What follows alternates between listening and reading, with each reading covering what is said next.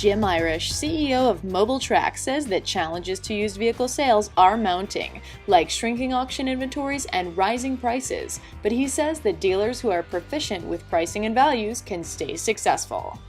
Well, it's been a challenging year for dealers, there's no question about it. The new vehicle sales have had one of the toughest runs in the last 18 months that we've ever seen. And the used car dealers have survived certainly, or fared better certainly than the new car market, but they've still taken a bit of a hit. We've seen auction prices retrench at a pretty fair clip, and now they're on the rise again. And we also see that inventories now shrinking. The lack of leases that were populating the market a year ago and beyond are now infiltrating the auction environment, and we're seeing inventories decline and auction prices rise.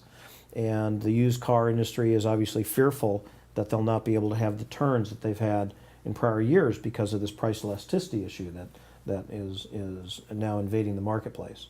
So all of this really relates to the dealers now have to really hunker down and start being more cost effective in what they're doing.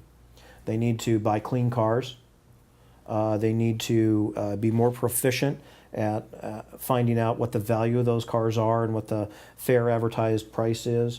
They need to make sure that they have the information to acquire that vehicle in a timely manner.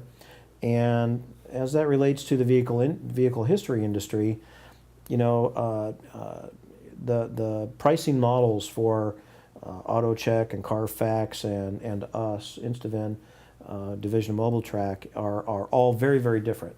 And those numbers are changing in real time. We've seen 3 or 4 price changes in the last 30 days with all of those competitors. The consumer market, we see Carfax prices going up. They've raised their price. It's now $35.99 for a single report for the consumer. So they've made it almost punitive to run a report from the consumer side. At the same time, they've raised their dealer price to $14.95 on the single report dealer side, and their unlimited program is still quite expensive and only effective for the largest of dealers.